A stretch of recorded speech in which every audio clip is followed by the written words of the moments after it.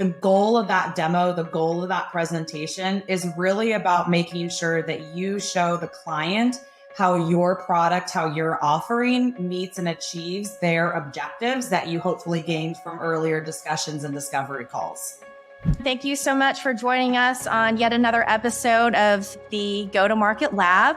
I'm Kathleen Randall, and just for those new listeners joining us today, what the Go-to-Market Lab podcast is truly a podcast dedicated to those who are at a SaaS software company, founders, revenue leaders, marketing leaders who are working at different stages, whether it's pre-seed to Series D, whether it's 5 million or trying to get to 1 million and to 100 million, and helping those leaders understand very specifically what truly is go-to-market strategy, what are the tips and tricks in order to make different pivots throughout the stages of the journey. And so this podcast, if you're listening out there and you fit that picture, then this podcast is for you. So I'm super pumped about today's podcast, because the episode today we're going to talk about is about the demo, the technical demo, the art and science of a winning demo, most specifically, not just a demo that you're going to forget. The reason why this has a spot near and dear to my heart is that a long time ago, longer than I care to admit,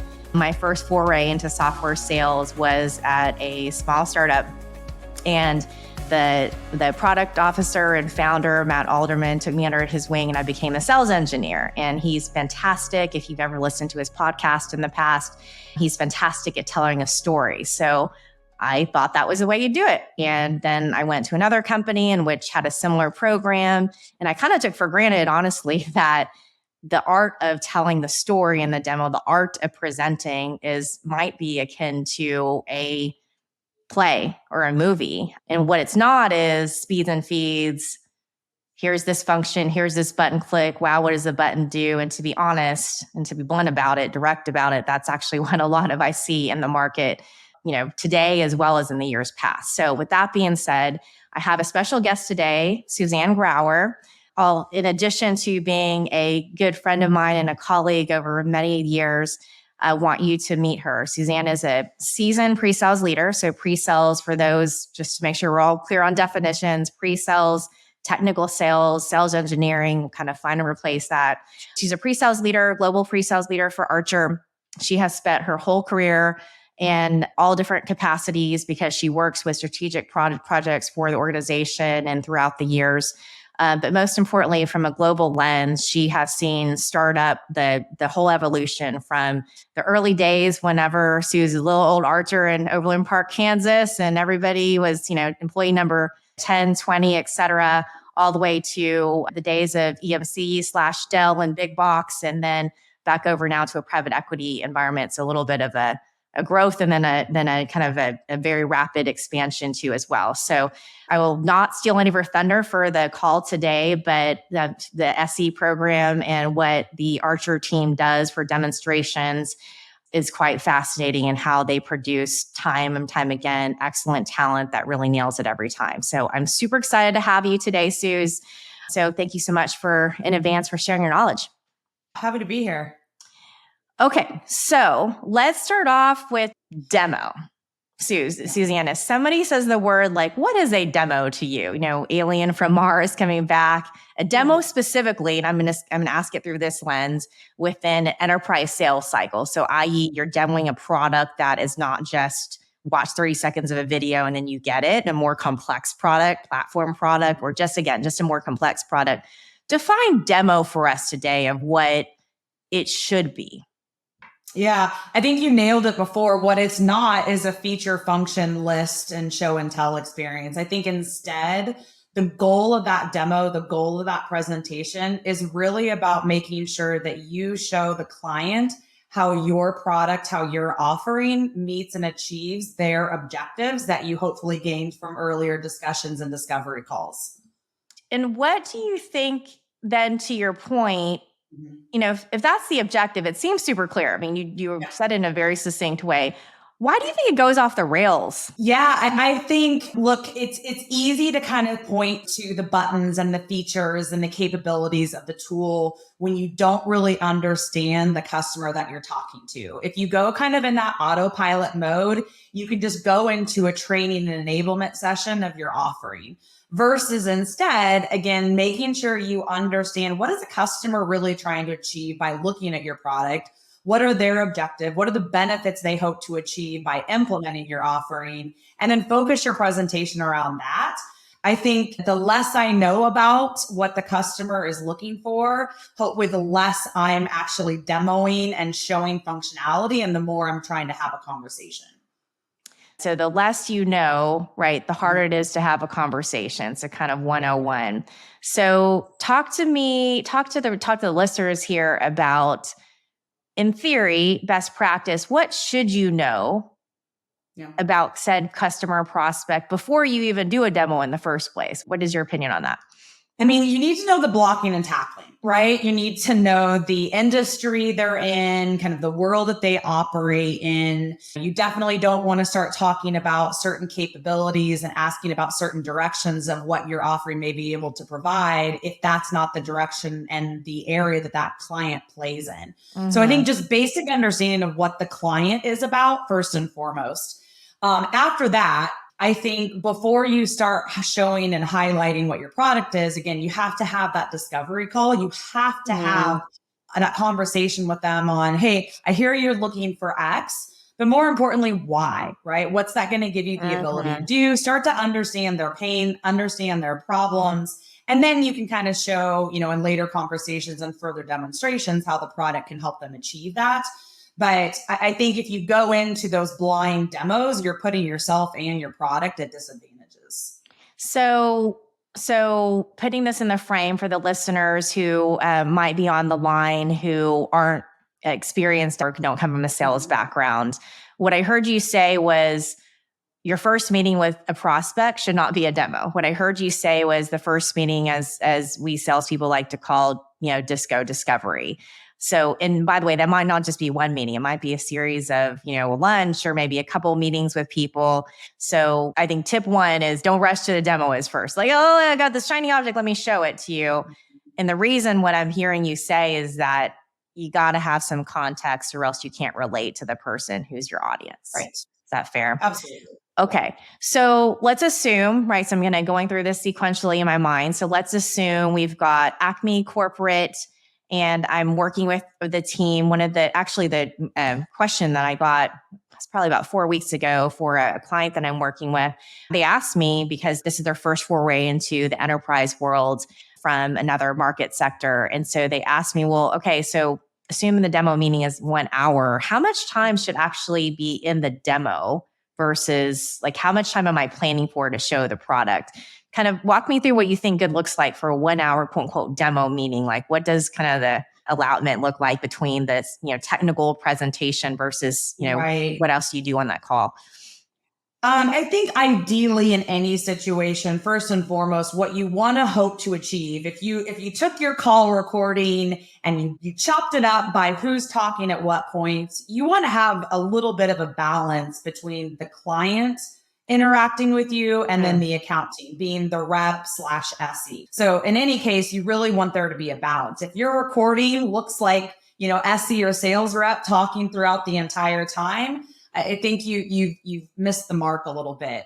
So I think the most successful demonstrations, whether they're an hour initially or 30 minutes initially, whatever that time frame may be, are ones where you get the client talking more than you, right? Where you start hearing a little bit more about the problems they're trying to solve, a little bit more about how they're doing it today, a little bit more on the benefits and what they plan to do with it afterwards. If I'm going in and looking at that first hour demo, the more I see and hear them talking, the more successful I think I've been in that initial presentation.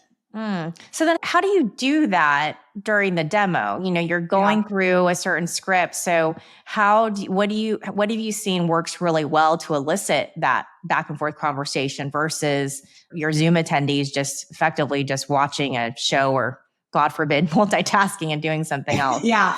I mean, you hope that, right? And I think since COVID, you've lost some of that ability to make that judgment call because so many more things are remote.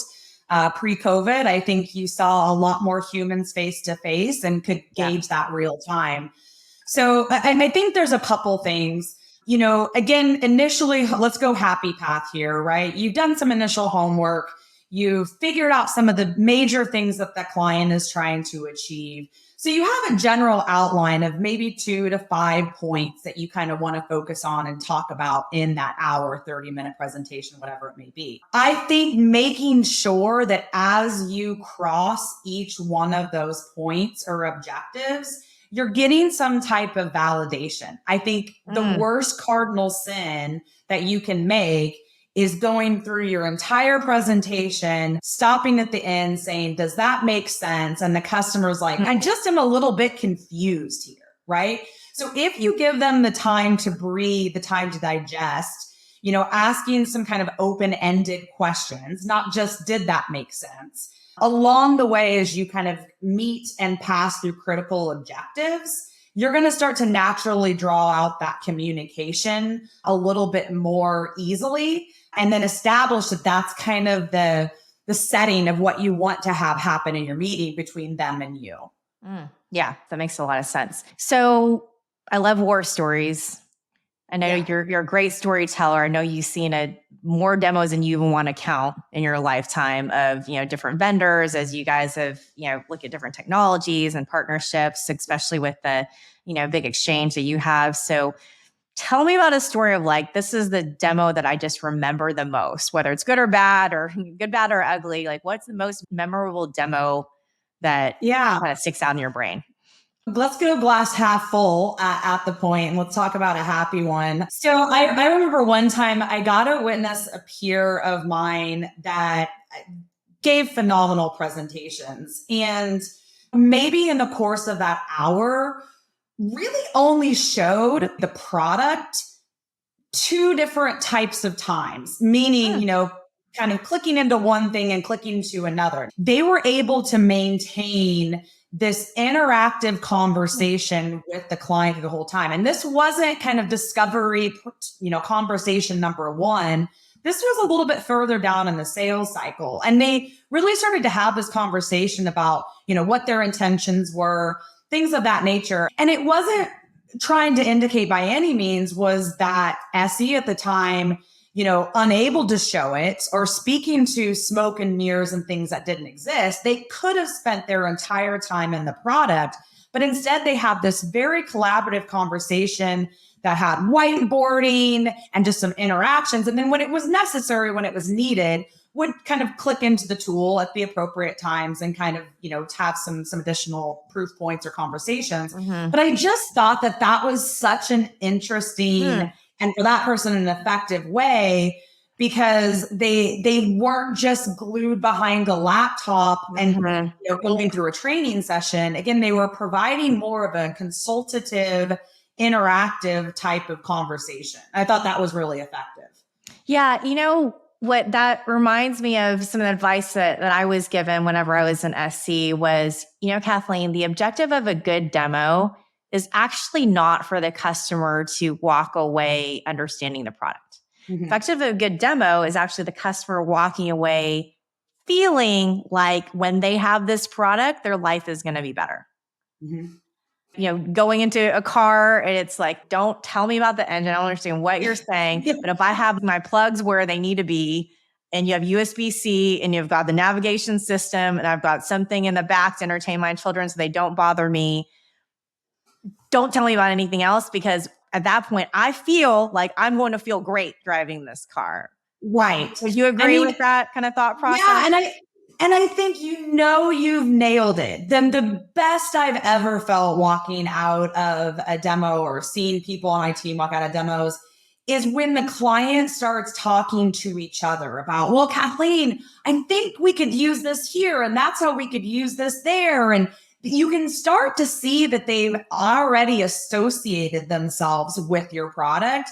I mean, talk about kind of dropping the mic when that type of situation, you've nailed it. not that you got through your 10 pages of content script in your 45-minute allotment. Totally. And that's probably, I wonder if you would agree with this, Suzanne, is like one of the cardinal sins of maybe, early in or sales engineer who's just getting their footing is, God, they want to go through those 10 points they practiced. And that becomes their North Star rather than, again, the kind of their classic, all right, if I've sold you, stop talking. Stop talking. You don't need to see those other pieces. And I think for those on the line who do have complex products that, let's say platform products, just assume you're not going to solve world hunger in that one demo. But the people who are on the line at least need to know the key points. And so that's, one of the things that kind of just made me think about. So for the listeners on the call, if you can't really tell, Suzanne and I know each other well because a long time ago, I used to be a rep. Suzanne used to be a sales engineer. We worked together on deals. And, back then, as you started to mention, we were in person, we were walking into rooms. It's so much easier to have this rapport and to realize when you're boring the crap out of somebody, whenever you see their eyes glaze in the back of their head. And God forbid, this actually happened to me once when I was an SE, like somebody fell asleep in the room, like it's either head nodding, but you can't do that on Zoom anymore. So, and then let's not forget that, when Suzanne and I were selling a long time ago, the information you had, Julian Waits talked about this in episode 1, was really the analyst reports. Now you're actually starting with buyers that has probably already done their due diligence. They already know something about your products. They have so much more information. And then let's also throw in the other thing that's different now than when Suzanne and I were working together as a rep and SE.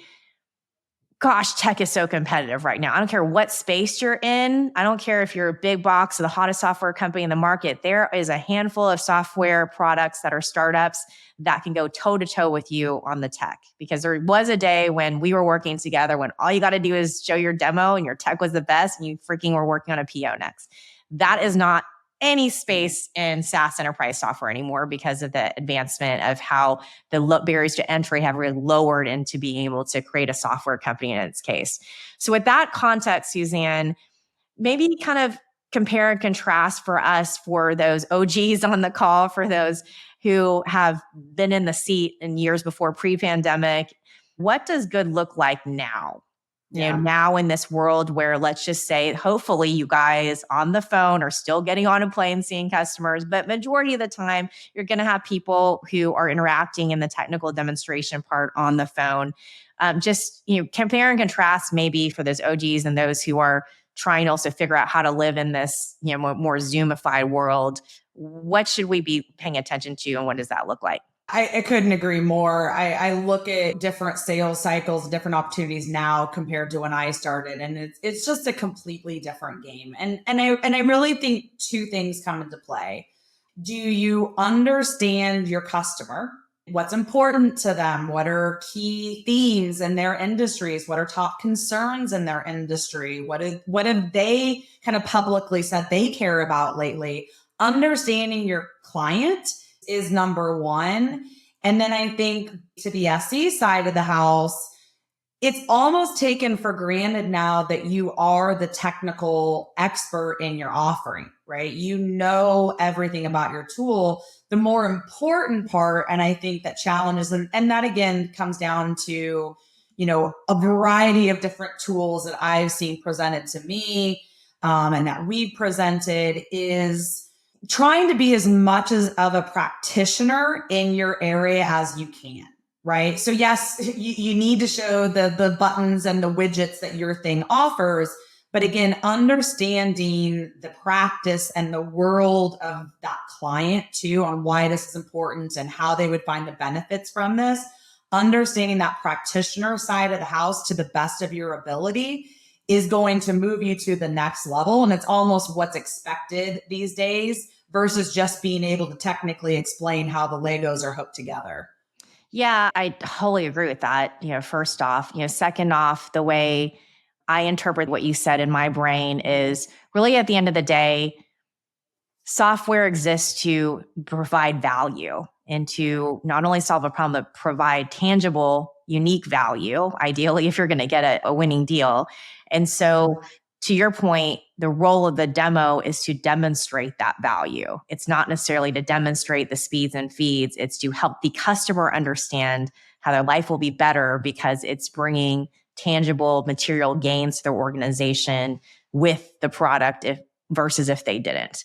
And so for shameless plug for our next episode, I'm a big advocate of value-based selling in terms of, again, in today's day and age, to your point, it's everybody's going to have pretty comparable technical, but if you can't articulate in the customer's lingo how your offering is going to make their world different and better, it ain't no thing. And oh, by the way, it's like a scavenger hunt to try to figure out what actually is going to float their boat. You're lucky if you're a sales rep and on first call, you've got somebody who's uninhibited in their answering questions and just tells you what, exactly everything you're going to need to know in order to sell that story.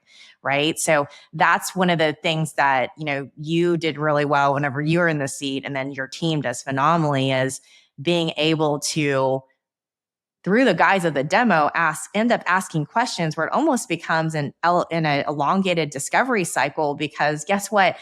That person is actually, quote unquote, not the sales rep. And so it feels a lot more safe to tell, Matt, the engineer, right? Like something that's bothering them about the said function or whatever, action they're looking at on the screen, right? Right. And again, I think, I need a nickel in the jar every time I've said it, but I think that's where the discovery comes into play. And maybe I'm trying to earn extra brownie points with you here, Kathleen, but preparation was always like your just beyond strong suit. And that's so important these days, again, with more options on the table to evaluate. And when I see reps and SEs not prepare together, so they have a discovery call, they hear some things, then they go to the demo next, you have already messed up. If it's a win after that, you're really, really lucky. Go out and buy a ticket. Really, instead, where you were always phenomenal to collaborate with is, okay, I heard this. Here's where I think I'm going to go in the demo, Kathleen. And I'm not saying a sales rep needs to understand every single click and minutia detail that the SE is going to go through. Yep. But, understanding I'm going to go from here to here to here, and then collaborating on, well, we still don't know this. We still don't know that. This is where I couldn't get an answer to, Suzanne. Could you ask a question about this? And having that collaboration internally between those calls is ridiculously important. And, you were always phenomenal to kind of work through those conversations with, because I always learned something in debriefing with you of, oh, that's right, I didn't pick up on that. I should kind of highlight this thing over here.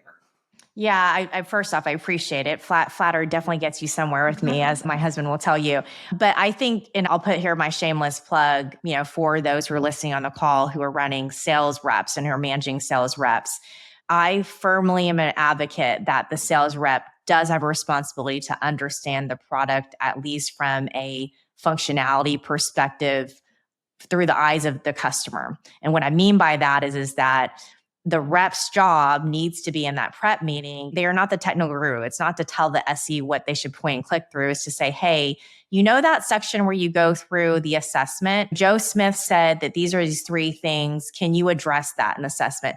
You're not here trying to QA check the S engineer, but just help them narrow in that pre-sales expert on what is in that function, what is really going to make that aha moment for the customer.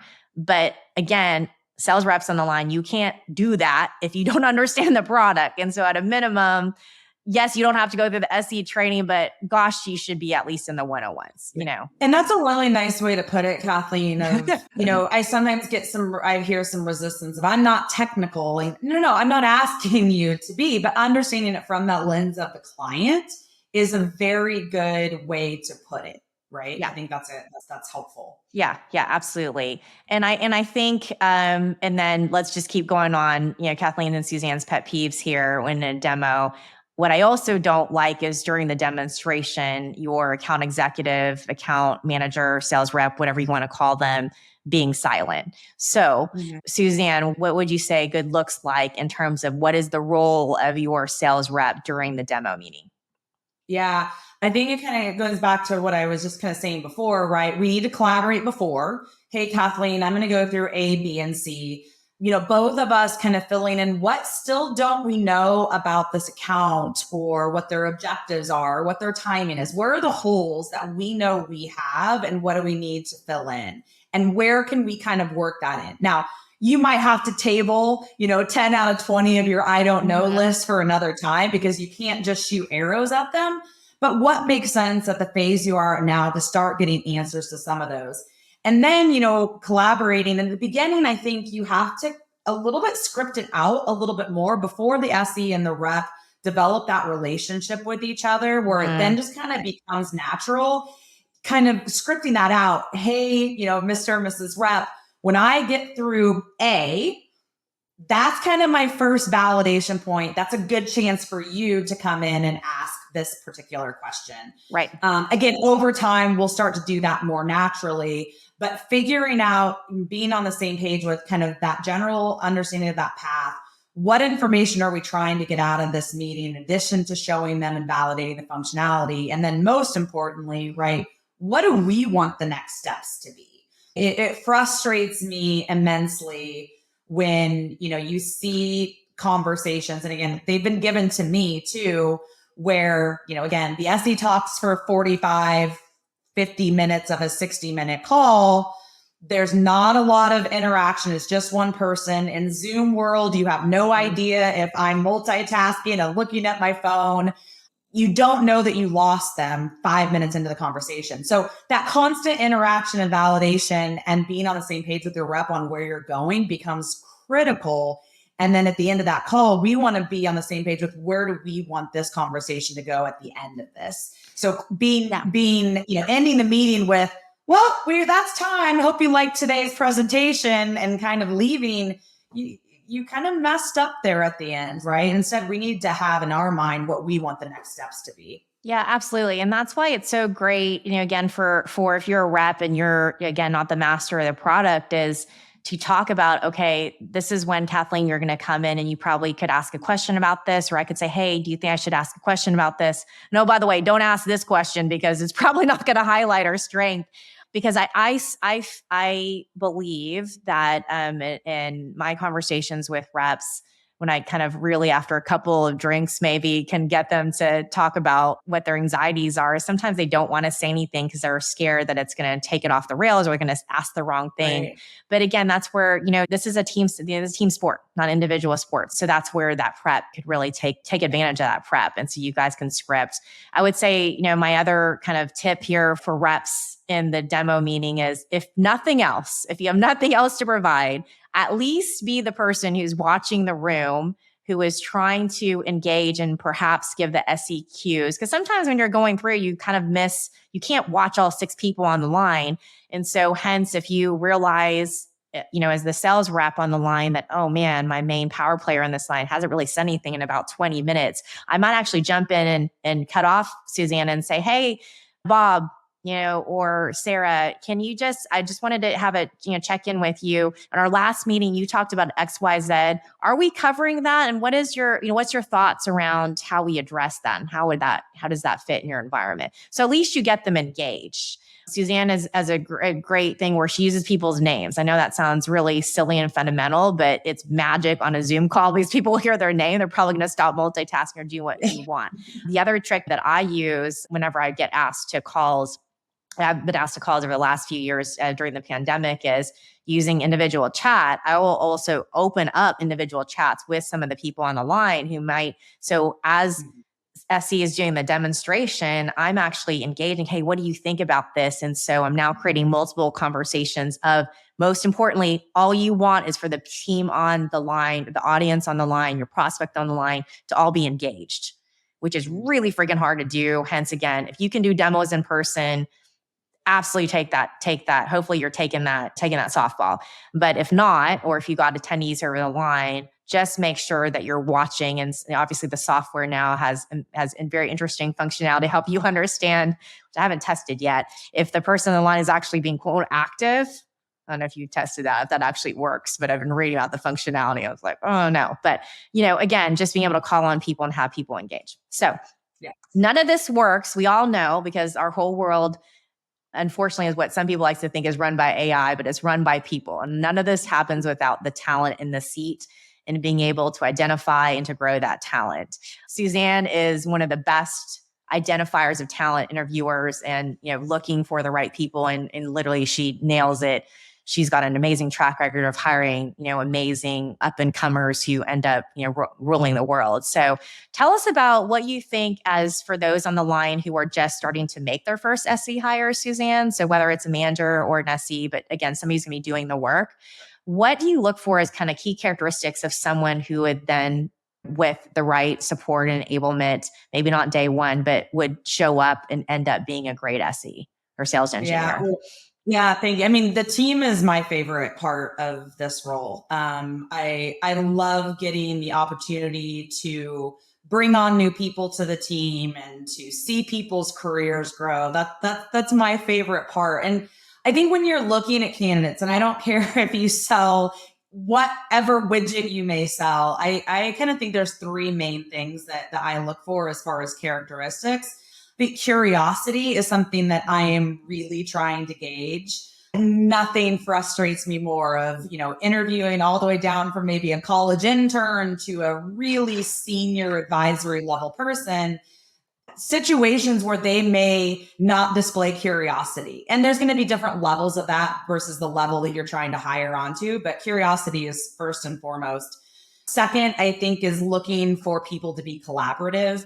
SEs are obviously not being just collaborative with their clients and their account managers, but in so many cases, they're collaborating with product, they're collaborating with professional services, other organizations throughout the company. And someone that is going to enjoy the collaboration is skill set number two. And the last is, hey, you know what? At the end of the day, this is a sales role. I love to see some demonstrations of competitiveness in the people that I'm talking to. I want to find people that want to do better, that want to learn, that want to win in these opportunities. Those are the three, if I was making a skill set list, I would put at the top of my list. I love it. You created 3 C's. Everybody loves this little curiosity, collaborative, and competitive.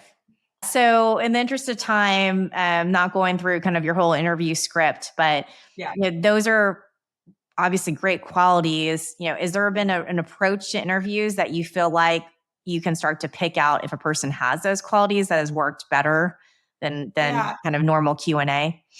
And I talked to other leaders within the organization, external organizations, and really what I always come down to is looking at people that, are amazing on your team, or maybe looking at people that struggled or it wasn't a right fit for them. I like to kind of identify some of those key things. So what made Kathleen really good at this job? Or why did Suzanne really struggle at this job? Okay, well, let's identify those things and let's work backwards from those scenarios. So is there a activity, questions I can ask, role-playing scenario I can do in that interview cycle to hopefully flash a flashlight at that particular component as bright as we can? It's not going to give you the 100% guarantee. Every new hire you bring in, there's always going to be an element of unknown. But if you can identify, again, the characteristics of what good looks like and where people struggled, and then work that into your interview cycle, most of the time, I think you're going to have a really nice outcome on the other side of that. But I think sometimes people get very stuck in their ways of this is our interview process instead of constantly trying to evaluate what's going on in the current day and time and how do we work backwards from that when bringing on new people. Yeah, absolutely. So a lot of our listeners, Suzanne, on the line are earlier stage. So maybe fundraising for Series B or just newly minted with their Series B money. So just kind of paint a picture somewhere between 2 and 5 run rate. Maybe you've got a handful, dozen or so, 20, 30 customers. And so now they're trying to really scale. So what kind of, as you build up a program, so we just talked about identifying the right talent. So you assume that they've found their first couple hires and they've found somebody that is a couple of people that demonstrate the 3Cs. And now they gotta what is the program? Like, what do you do after you hire them? So give kind of here's would be my advice is step 1, step 2, step 3 to the founders on the line who are now going to figure out how to enable, utilize, train, and deploy their 1 or 2 or 3 SEs. Sure. I think you've got to understand, again, what level of understanding are your people coming in at, right? Has the person been in that industry or dealt with your technology for the last 10 years? If so, we can kind of skip some of those stages. So I think first starting with understanding who do I have on my team, right? And a clear understanding of where do I ultimately want them to get to, which you should have identified when you established your role and you stood up the team. Here's my clear description of what the ideal pre-sales engineer in my company needs to be able to do. I want them to be able to do A, B, and C. So you have that defined. Then, look at the individual. Nothing frustrates me more than seeing some training program identified where some candidate has to go to a boot camp for 8 weeks and go through this cookie cutter rinse and repeat process that they don't particularly need. So figuring out where does that person come in? What are their gaps in getting to that goal? And then trying to build the efficiencies as you're growing your team. So, are there opportunities to kind of record some of those recordings, those training sessions? The next guy can use them and kind of speed up that process. I think the big miss is not understanding who you brought on and where the training really needs to begin. Yeah. And, I know this because Suzanne and I have known each other for a long time. We're big advocates of enablement, training, whatever you want to call it, big advocates. And a lot of times I would say at organizations, the team, if you will, remit title who are giving the trainings is maybe product marketing, product, in an earlier stage company, maybe the founder. So if you will, typically the training is put together not by a sales engineer or by a salesperson. So maybe you could give us a story of, let's think positive, Sue, go glass half full, of what great looks like with a enablement program or session specifically for sales engineers, pre-sales experts. Yeah, well, I guess I was going to go negative since I already went positive. So, I remember, and I'll throw myself under the bus. I remember one time very early on in my career, I was actually enabling some partners on what the product was.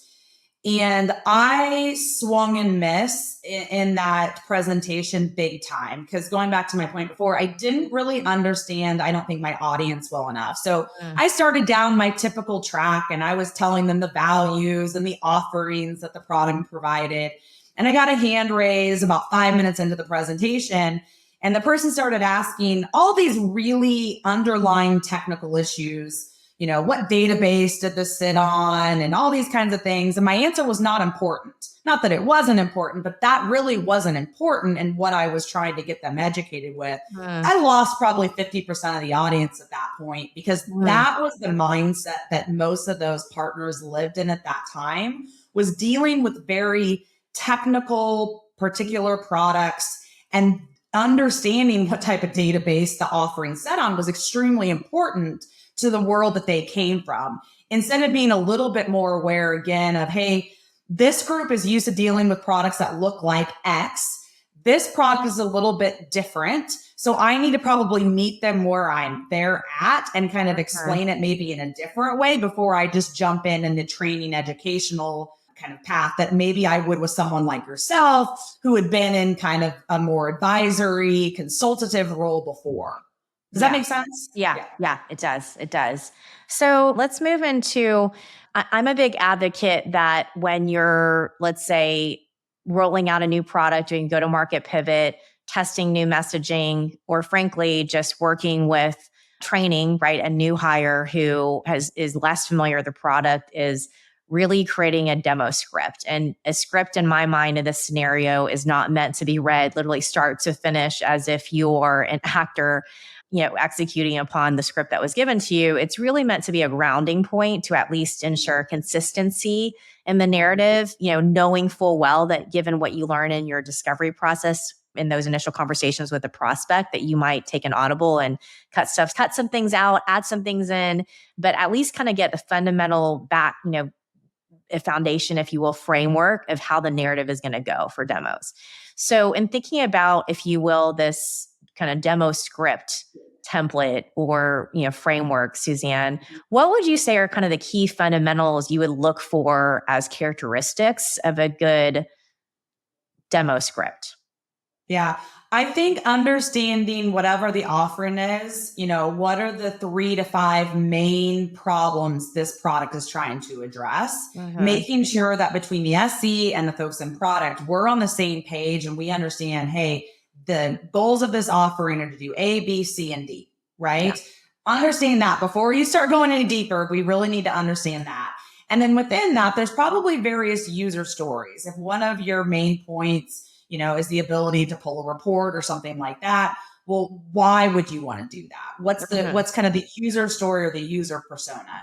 So the way I kind of see it is when you're starting to kind of figure out a script or a guide, however you want to classify it, is starting with those 4 points, understanding the script or the situation that would come into place. And then in supplemental subtext boxes, if you will, you can put all of the technical detail about how the Legos are hooked together and go into that type of specificity if the customer drives you into that. But outlaying it from a user story and highlighting the 3 to 5 main things that it's trying to do, I think are the critical components of it. You want to make sure you kind of set the stage with where you're going to go before you start to go down an exit ramp and go into a lot of detail in something the customer's not interested in seeing. Yeah, those are great tips. To, play that back is really being able to ground on, all right, what are our key 4 or 5 value differentiators? Why are they important? And let's create the narrative or the story, if you will, of how our typical archetype is. In episode 2, Emily Shipman describes an ideal customer profile or archetype of who we're typically going to demonstrate to, how they're going to use this, and what does that look like to really be able to tell the story. Yep. As you and I can talk. So I knew we were going to be able to go and cover a lot of ground, but maybe kind of in summary to pull this together. Can you give kind of a late night show, kind of Suzanne's top 5 do's or don'ts for a demo or telling a story, or kind of, if you could say nothing else and impart any of your knowledge? I know you're going to it could be a long list, but your top. I think anyone that knows me also, I probably dropped 10 of them and haven't even heard myself during the call today. I love analogies. It helps me explain things. And I think one of the analogies I find myself using all the time is, when you're doing a demo or a presentation, I view it as kind of like you're driving down a freeway. Don't take an exit ramp. Don't go in this immense amount of detail if the customer doesn't want you to go down there. You need to tell them what's in that exit ramp, right? Point out that there is a lovely park, a great place to get a margarita or whatever's down there, right? And then if they want to go down there, then go down that path. So I think some of those cardinal sins is people taking every exit ramp along their path because they know how to show it. They finally learned how to show it and they want to explain it instead of just kind of staying a little bit more higher level and making the customer, tell you that they want to exit in those certain points. I think that's a big one for me. And then just the preparation and the collaboration that they're going to have with their account managers. I think those are probably my big 2. Okay, very good. So to kind of wrap up some of the key points that I wrote down from this conversation. So demos are not speeds and feats, or they're value presentations or impressions of value. Team sport, not an individual sport. So, sales reps, you have a role in preparation. You have a role in driving discovery with the sales engineer, as well as participating in the demo to ensure that everything is kind of staying on track and not going off the rails. Making sure that you are very clear on what your objectives are and not, as you mentioned, kind of taking an off ramp. But if the customer wants to go there, that's fine. But making the priority hitting on those main objectives and those main sense of value rather than covering everything underneath the sun. When you're hiring, Notice she didn't say hire a technical engineer who's like the biggest, baddest, expert in said space that you're selling to. Hiring for the 3 C's: curiosity, collaboration, and competitive, and making sure you enable to the abilities and the context and experience of who you're hiring. So if you're hiring a 23-year-old who hasn't had a lot of business experience, knowing that and being able to work with them in that capacity is something that I know the programs you created, Suzanne, is phenomenal at, of taking people to actually, at the end of the day, listening to a demo and you actually think they're a practitioner because they know those user stories so well. And then lastly, as you said, making sure that you're collaborative and that you prep. So that was kind of my main takeaways from that. All right, so let's just do something a little bit fun because I know you really well, Suzanne, but our listeners don't know you really well. So I am going to kind of give you rapid fire questions. First thought in mind, quick answers. So, okay. Yeah. Favorite holiday? Oh, Thanksgiving. Why? I love the element of everyone getting together. There's great football on. You don't have the stress of the gift giving. It's just a great day. All right. If you had absolutely no commitments and you had 4 hours of free time, what are we going to find Suzanne doing? I'm going to be chasing my 7 and 9-year-old around our backyard or some kind of sports field with my husband. We're either, playing a game with them or we're watching a game. That's usually where you can find me. Okay. So Suzanne at 100 years old, what are we going to find Suzanne doing?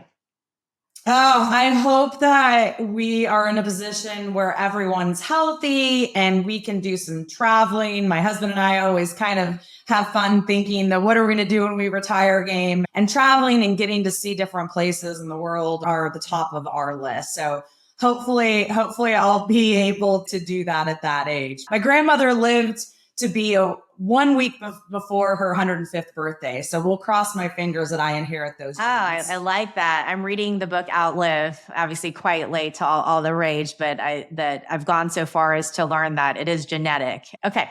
Top item on your bucket list that you still have, that you need to cross off at some point.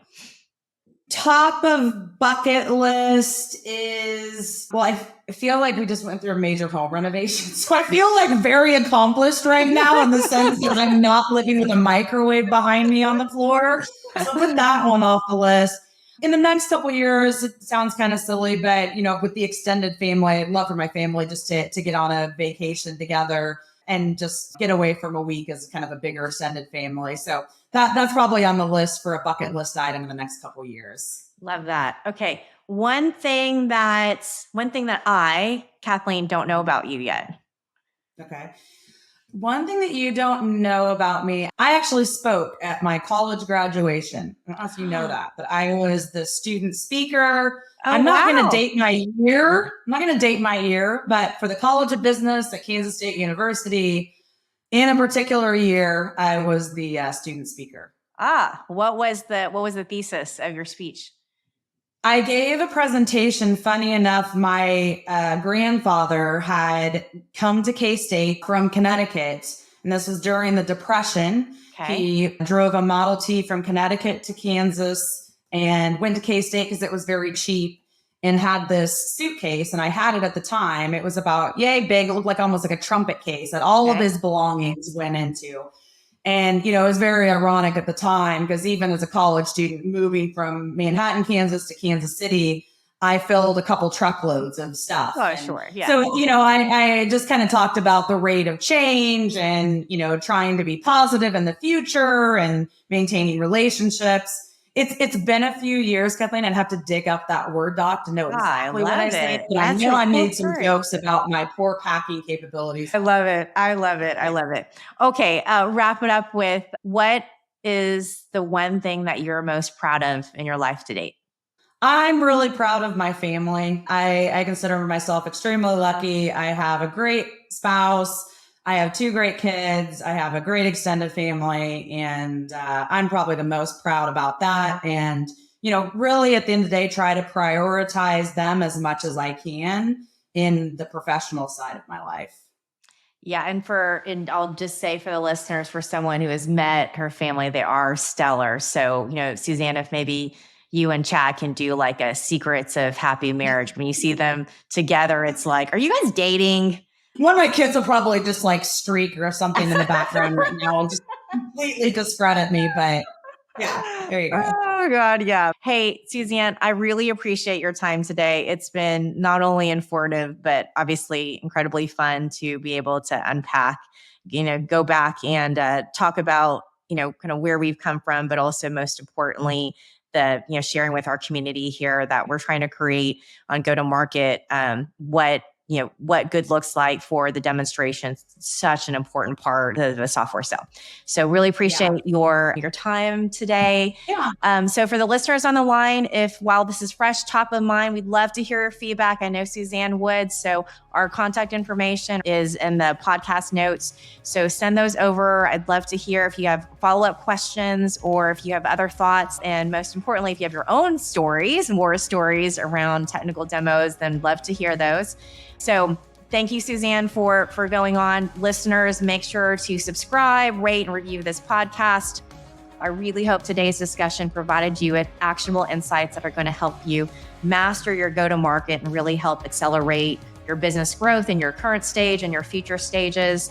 If you like today's episode, please be sure to subscribe and leave us a review. Your feedback really, really, really helps us provide valuable content and really fuel this community we're trying to create as we bring on industry experts and we plan to bring on more in the future, successful founders and practical strategies that are going to help your business as well as theirs. Stay connected with me on LinkedIn, and as you subscribe, we'll make sure you stay up to date on the next episodes that will be rolled out. So together, as we navigate the complexities of this very complex enterprise market, SaaS software market, I really hope that you are going to be motivated in your path to unlock your business's full potential and get to your growth goals faster.